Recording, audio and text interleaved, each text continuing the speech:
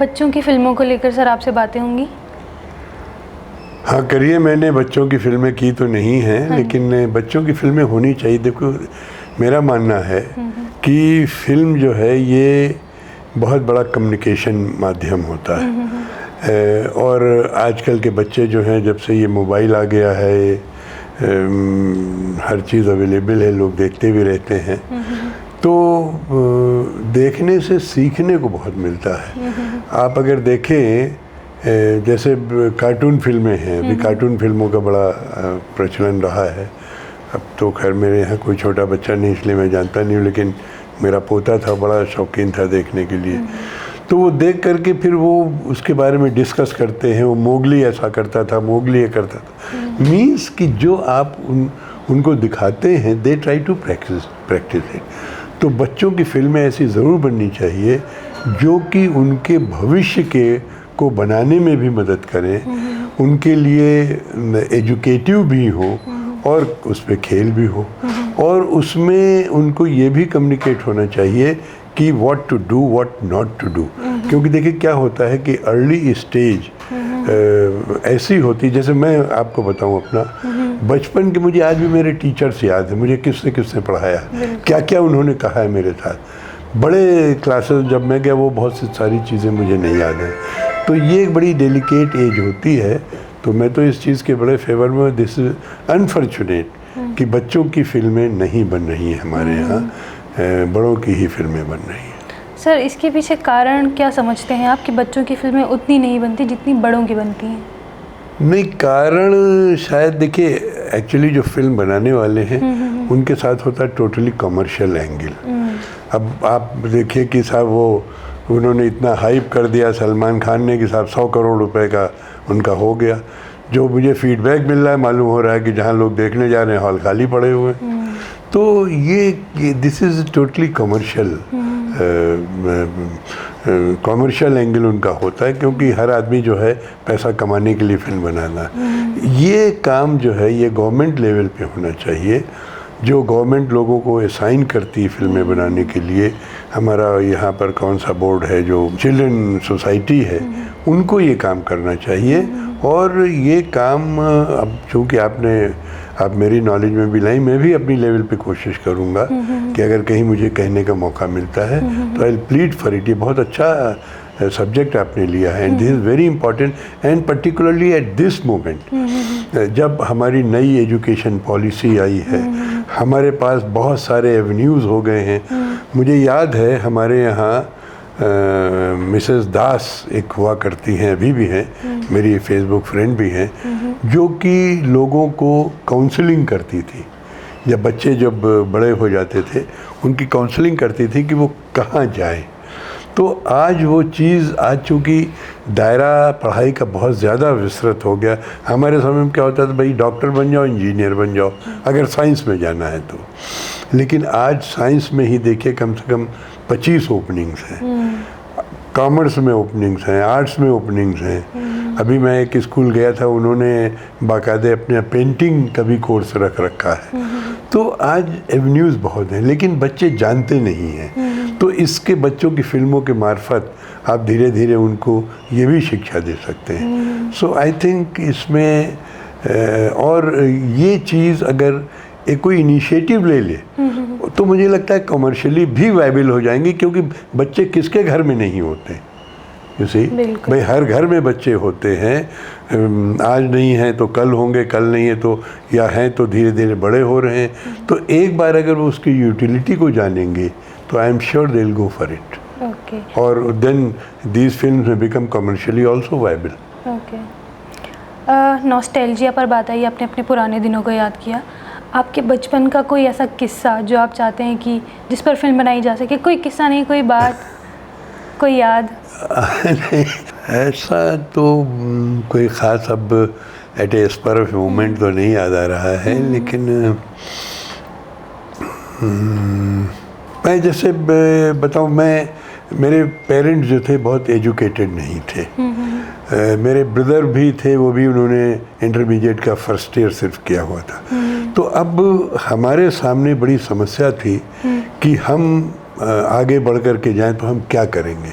जैसे मैंने बताया कि उस समय सिर्फ 2 ही ऑप्शंस हुआ करते थे, या डॉक्टर बन जाओ या इंजीनियर बन जाओ। सम ऑफ द अदर मेरा डॉक्टर बनने में शौक़ नहीं था, लेकिन ब्रदर ने फोर्स करके एक बार PMT में एग्ज़ाम दिलवा दिया। ज़ाहिर है चूँकि मैंने बेमन से किया था तो नहीं सक्सेसफुल हुआ।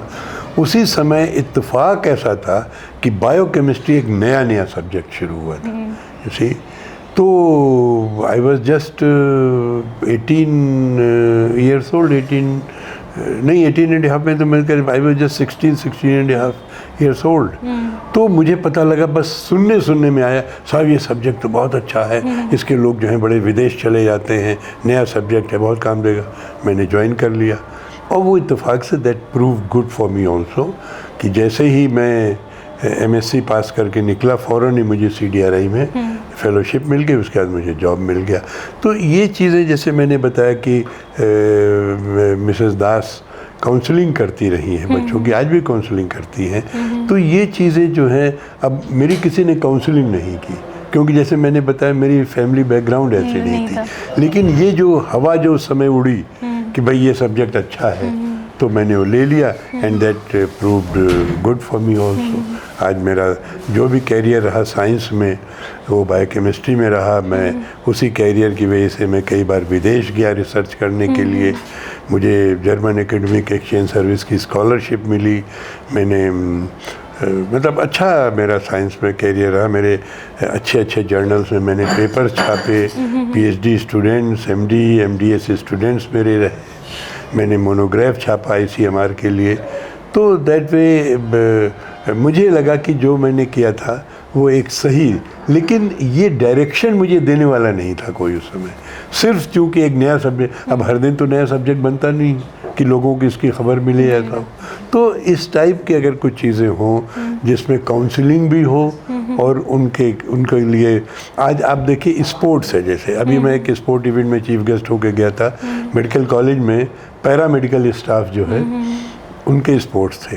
तो मैंने वहाँ यही कहा कि हमारे ज़माने में कहा जाता था कि पढ़ोगे लिखोगे होगे नवाब, खेलोगे कूदोगे होगे ख़राब। लेकिन आज आप स्पोर्ट्स में देखिए, बच्चों को गाइडेंस की ज़रूरत है। आज मैं स्कूल कॉलेजेस में मैं जाता हूँ, वहाँ मैं बच्चों को बताता हूँ कि आपके बच्चे में अगर एक्टिंग का टैलेंट है, जो कि हर एक में होता है, सिर्फ उसकी ग्रूमिंग की ज़रूरत है।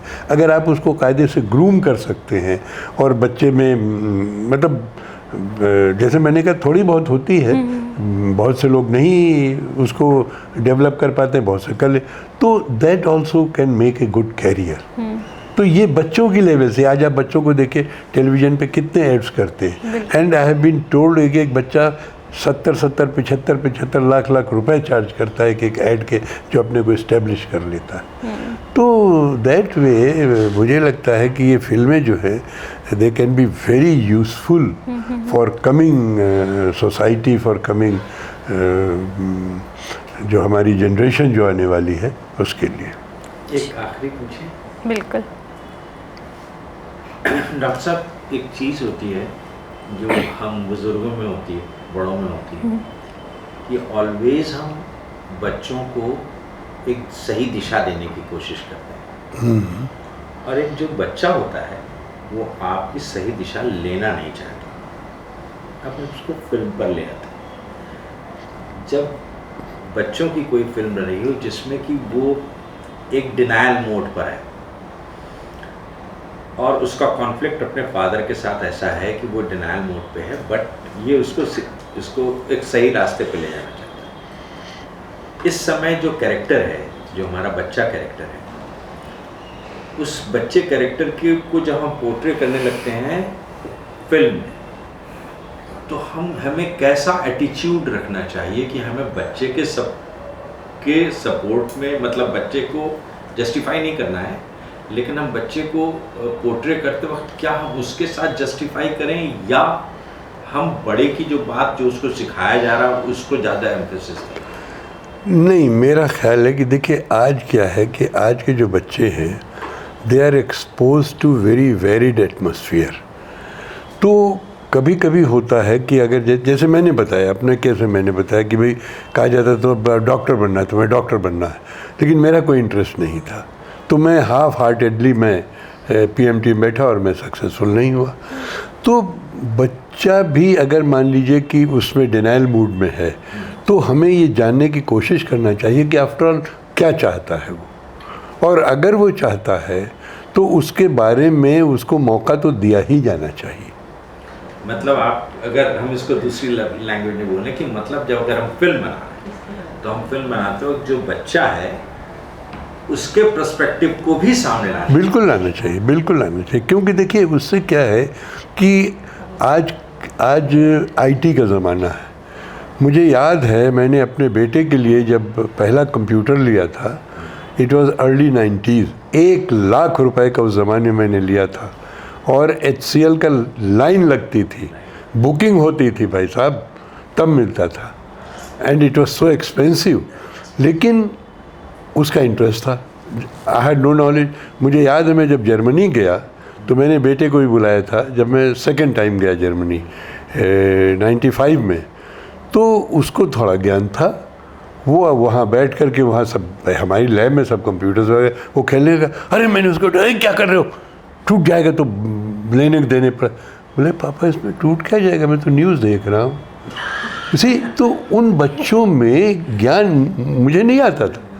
इसी तो आजकल के जो बच्चे हैं वो चूँकि भाई ये तो मैं 95 की बात कर रहा हूँ, आज तो और ज़माना बढ़ गया है, तो ऐसी ऐसी चीज़ें उनकी, ऐसी ऐसी इन्फॉर्मेशन उनके पास रहती जो कि बड़े नहीं जानते हैं।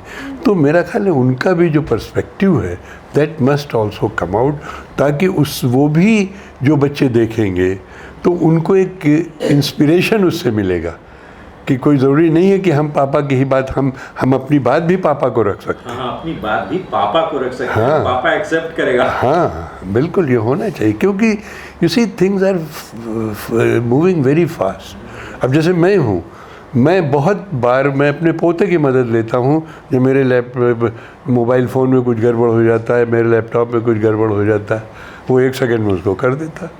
तो थिंग्स हैव चेंज, और मेरा ख्याल है कि ये तो और भी ज़माना है कि ये आपने बहुत अच्छा टॉपिक लिया है कि बच्चों की फिल्में, और मुझे ये पूरी उम्मीद है कि ये सक्सेसफुल होंगी, और पेरेंट्स जो हैं वो for education of their children they will take them to see those films. Thank you.